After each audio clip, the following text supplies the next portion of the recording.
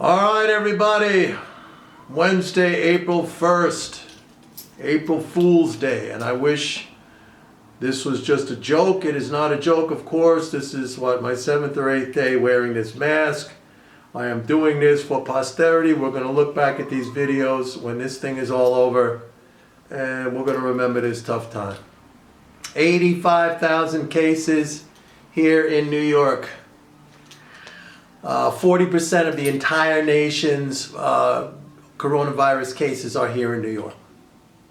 All right, let's talk about, a very important new development today from the Fed. A good one for a change. Not all this crazy, massive, endless Treasury purchases. This is a good development. I want to talk about it. Market took a hit today. Look, we're in a choppy back and forth market right now. I think it will resolve itself to the upside. As I've been saying, when I look farther down the road this year, when that stimulus money runs out, then I think we can see some pretty serious problems. But right now, I think we are consolidating from the rally off of the bottom, and I think we're going to ultimately head higher. But let me talk about this.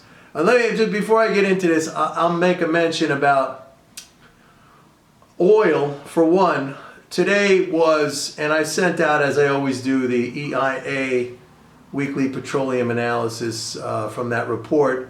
And man, it was crazy. Almost a 14 million barrel build in oil. You had a 7.5 million barrel build in gasoline. Distillate's still coming down. There was a 2.2 million draw in distillate.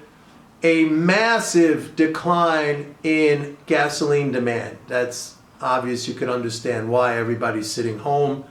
But there was something like a 2.2 million barrel a day decline in gasoline. That was the biggest 1 week drop in gasoline demand ever on record.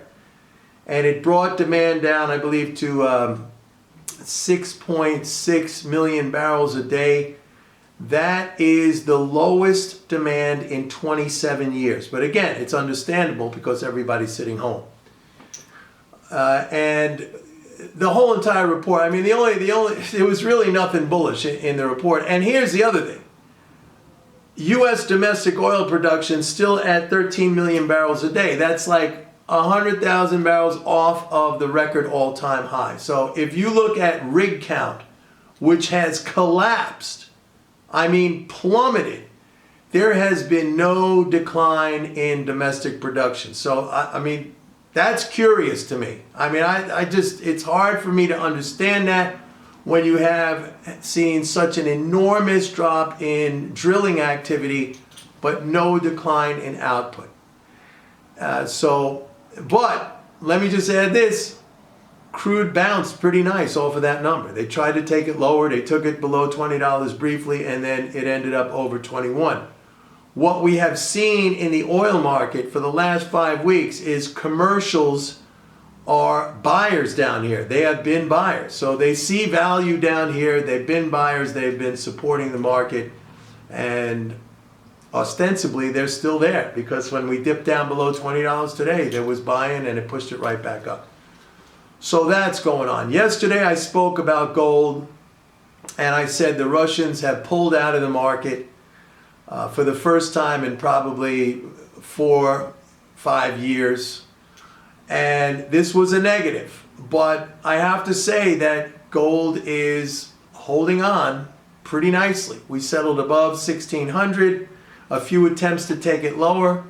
One day does not determine anything. I've said that so many times to people, but interesting how it has held up. All right, now let me talk about this Fed development. Now, since last year, I've been talking about, if we go back to September of 2019, when the Fed started to react to the shortage of reserves in the banking system, which it created, by the way, all right, with its balance sheet reduction at a time when, and I explained it all back then, balance sheet reduction, taking reserve balances down to below that 10% threshold, reserves to deposits. And then it went on this binge, and we had all of this reporting, hysterical reporting about, oh, they're doing repos, and then, you know, the reaction to the coronavirus crisis, buying treasuries, 75 billion a day, massive. And I said, all this reserve addition to the banking system will bankrupt the banks. Essentially what you saw in Japan with years and years and years of quantitative easing, where the banks in Japan are functionally bankrupt. They exist to act as clearing agents. Okay, they clear transactions, they take in deposits, but lending has pretty much collapsed because the Bank of Japan has literally loaded up the system with trillions and trillions. Now, why is this?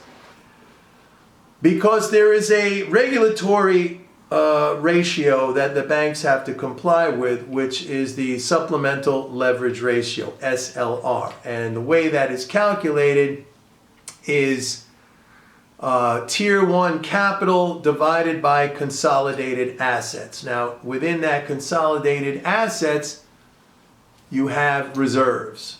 So that's the denominator. Now, that number has to be 3% or greater, and that fraction has to be 3% or greater. And most large banks keep that well above the 3% threshold. They're more like 6%. But when that denominator gets bigger, in other words, when the assets increase, when the Fed adds reserves into the banking system, and that causes that denominator in that equation to get bigger, it shrinks the ratio. And in order to get back into compliance, the banks have to either raise capital or shed other assets like risk assets. It could be a slowdown in loan growth. It could be outright sales of risk assets, etc. And I've been saying this for so long. I've been saying, what are they doing? What is the Fed doing? You have to change the regulatory structure, the regulatory guidelines, because if you're going to keep pumping reserves by the trillions into the banking system, you're basically going to force the banks to have to go out and raise capital constantly, and ultimately you are going to bankrupt the banks.